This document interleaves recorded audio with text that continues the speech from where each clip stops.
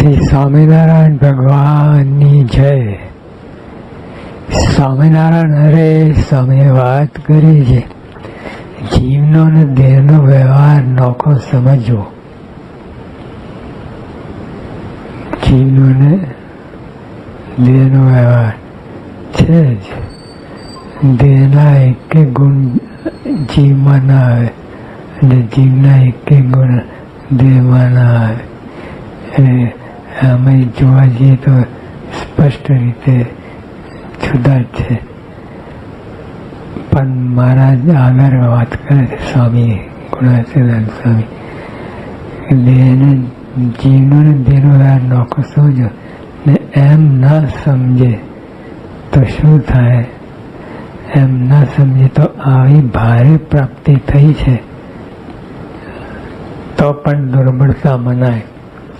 અને ભગવાનની આજ્ઞાથી ગ્રસ્તાશ્રમ કરે તો પણ નિર્બંધ છે. જો એટલે મૂળ તો ભગવાન લઈને બધું થાય છે. ભગવાનને વાત કરીને કોઈ વાત થાય નહીં, કોઈ ક્યારેય ન થાય. આવી ભારે પ્રાપ્તિ થઈ તો પણ દુર્બળતા મને કેવી પ્રાપ્તિ થઈ છે કે પરથી પર મહારાજ અનંત મુક્તો ભેગા થાય તો ગુણાતીતાનંદ સ્વામીની તુલે ના આવે. અને સ્વામી કરતા મહારાજ અનંત ગણા પર છે. આવી ભારે પ્રાપ્તિ થઈ છે પણ તોય દુર્બળતા મને. કોઈની પાસે અબજો રૂપિયા હોય અને તોય ભીખ માગે, કેવું કહેવાય? એવું થાય. ને ભગવાનની આજ્ઞાથી ગ્રસ્તાશ્રમ કરે તો પણ નિર્બંધ છે, ભગવાનની આજ્ઞાથી. અને ભગવાને તો જનરલ બધાને આજ્ઞા કરેલી જ છે કે જેને ત્યાગ આશ્રમમાં બળ ના હોય એને ત્યાગ કરવો જ નહીં. અને શાસ્ત્રમાં પણ બધું એવું જ છે. તો શાસ્ત્રનો ઉથલીને મહારાજે વાત કરી કે જેને તીવ્ર વૈરાગ હોય તો જ આપણે ત્યાગ આશ્રમ ગ્રહણ કરવું. અને મનમાં થોડુંક પણ કચાશ હોય તો ગ્રસ્તાશ્રમ કરવું. તો એ રીતે મહારાજે બહુધા જનરલી લાખો ગ્રસ્તાશ્રમની વાત કરી છે. તો અને પછી મુદ્દો જે મહારાજની આજ્ઞાથી કરે, મારી આજ્ઞા એટલે સત્પુરુષની આજ્ઞાથી, અત્યારે મોટા એકાંતિક સંત આજ્ઞાથી બધું ગ્રસ્તાશ્રમ કરે તો નિર્બંધ છે, નડે નહીં. એ ત્યાગી જેવો જ હોય. સ્વામિનારાયણ સ્વામી વાત કરી છે, હરિભક્તને રોગ મટાડવા સારું ગોપાલ સ્વામી લીમડો પાયો, તેથી રોગ તો મટી ગયો પણ લીમડાનું બંધન થયું. તે ના પીએ તો તાવ આવે, લીમડો ના પીએ તો તાવ આવે, એવી દશા થઈ. પછી નિત્ય પાવરો ઓછી પીવા માંડ્યાથી ટળી ગયો. એટલે થોડુંક આપણે લીમડો વધારે પીતા હતા એટલે થોડુંક અમુક કરતા સાવ નીકળી ગયો. જે અફીણના બંધાઈને પણ એવું હોય, અફીણ એક સામટું ના લે, જરાક થોડું કરતા તો નીકળી જાય.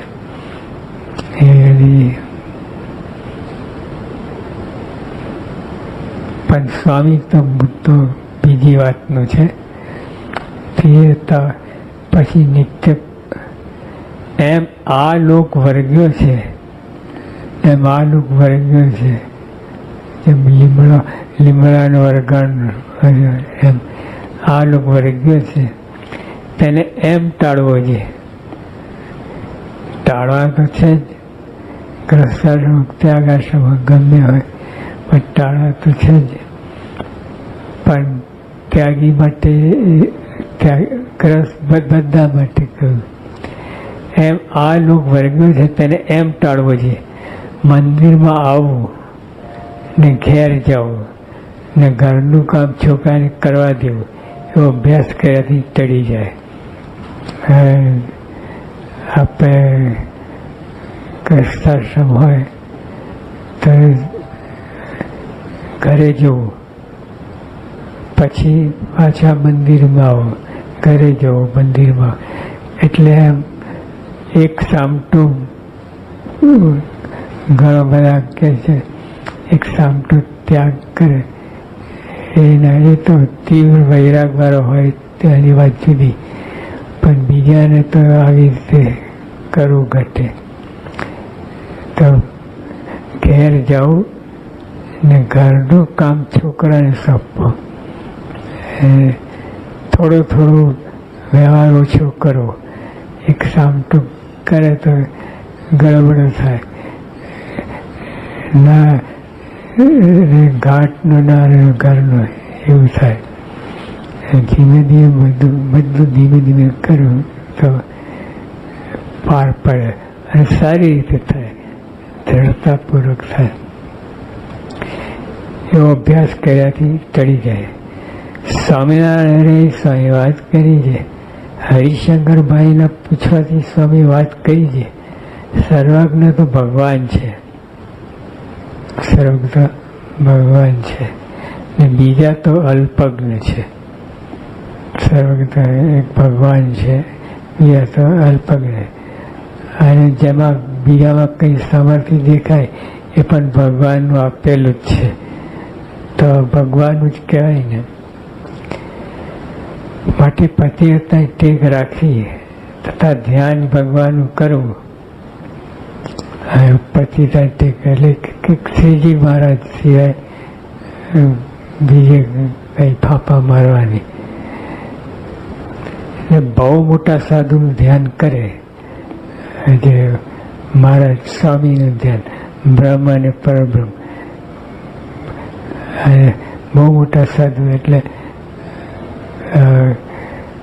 જે સત્પુરુષ હોય તો એનું ધ્યાન કરવું તો ભગવાનને મેળવી દે.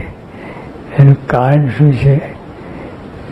પોતામાં જોડી રાખે એવું નહીં, એને આગળ વધારીને ભગવાનમાં જોડી દે એટલા માટે. તો આમાં ગડબડ થાય તો ક્યાંય ને ક્યાંય જતો રહે. ભગવાન જેવા સાધુ હોય એમાં જોડવાનું, કારણ કે એ ભગવાનને મેળવી દે, પોતામાં જોડી ના રાખે. બીજા બધા ગડબડ કરે છે બીજા. બહુ મોટા સાધુનું ધ્યાન કરે તો ભગવાનને મેળવી દે. ને જે રૂપે ભગવાન મળ્યા હોય તેનું ધ્યાન કરે. જે રૂપે ભગવાન મળ્યા, સંત રૂપે મળ્યા હોય, પણ એ ભગવાન મળ્યા હોય તેનું ધ્યાન કરે તો તે ભગવાનને મેળવી દે. ટૂંકમાં ભગવાન સાથે કામ ડાયરેક્ટ ના થાય, પણ ભગવાનને પતિવ્રતાની ટેક એટલે સાધુ દ્વારા થાય, ગમે તે દ્વારા થાય, પણ એક ભગવાનમાં જોડી દે એનું કામ. પોતામાં જોડી